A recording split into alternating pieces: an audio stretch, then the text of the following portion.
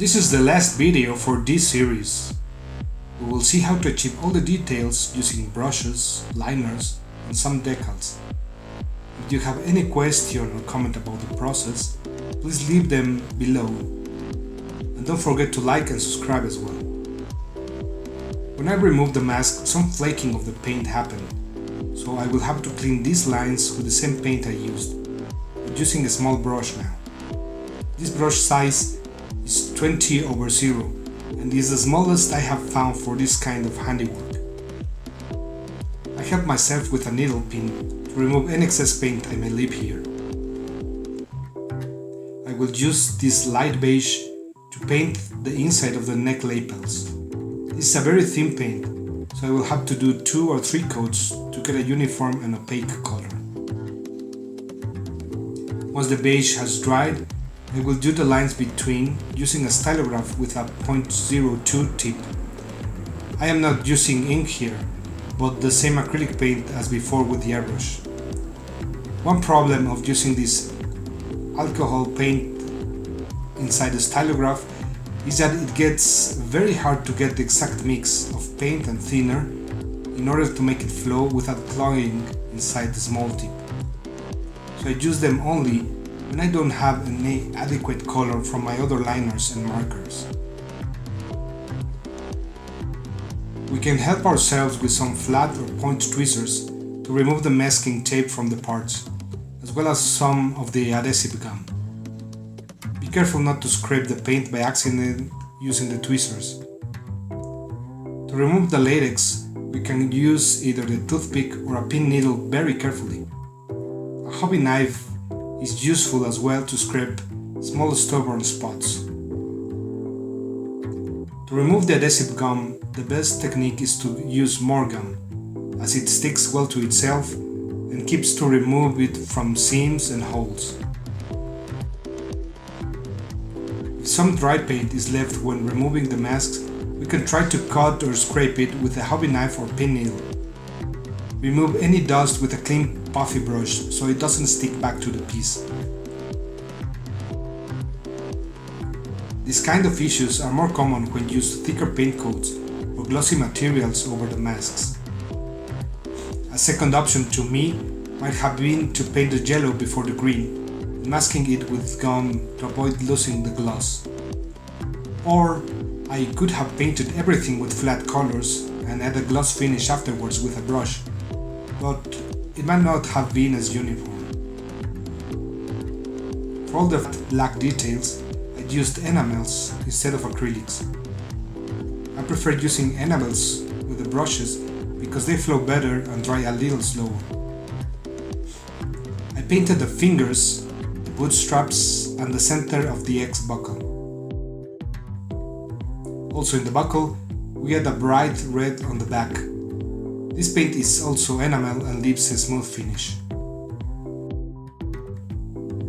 Now we will use the green liner to clean the seams between the green and the yellow areas of the suit.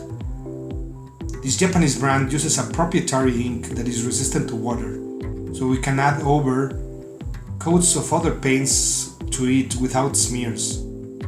It is very useful to have a wet cotton swab at hand now, in case we need to quickly erase any mistake before the paint has a chance to dry.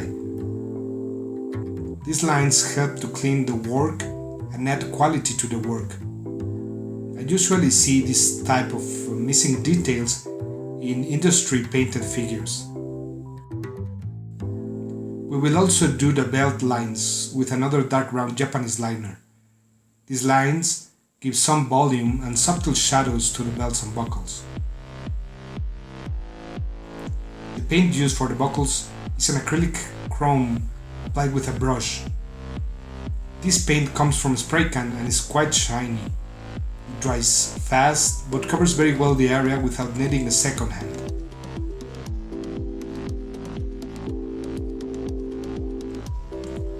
On the eyes, I first painted a warm light gray that I use for most of my figures.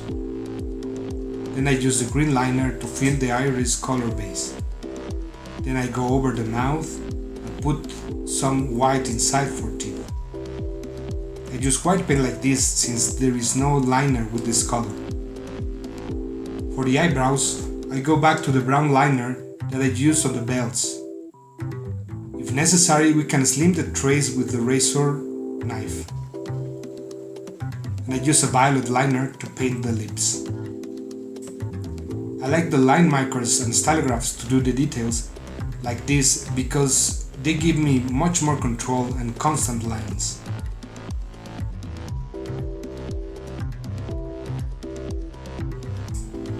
I then use the lighter green touch to give some small highlights inside the eyes.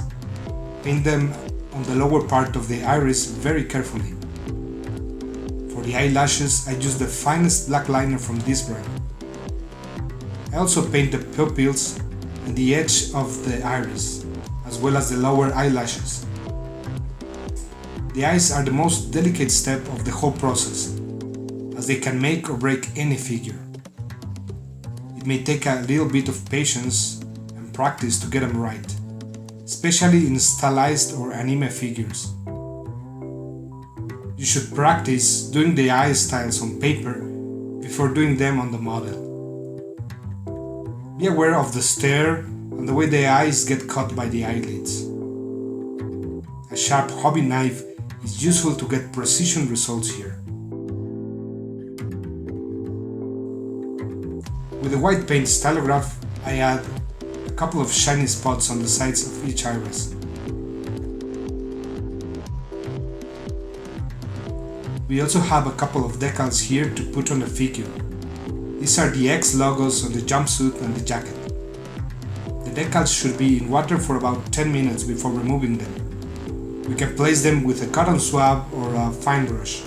To hold it in place, I use a bit of acrylic thinner or transparent paint beneath. Then I place it and smooth it out with the swab or brush to remove excess water as well.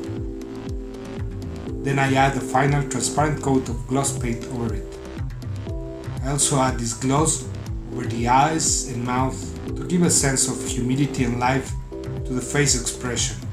On the jacket, we add some acrylic thinner to fix the decal and let it set until dry.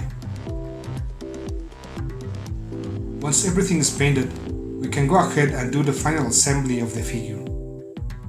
Use Cyanoacrilate glue for this process. Everything should fit well since we tested all the parts before the painting work. I always try to use as little glue as possible to prevent overflows and also to make it easier in case I need to disassemble the figure for some reason later on. With the figure assembled, then we can glue it to the base as well. And we are done. So this is all for this piece. I hope you have enjoyed and learned something out of my working process to do these resin kits. I also hope you get the very best results you can. So long, until our next video series.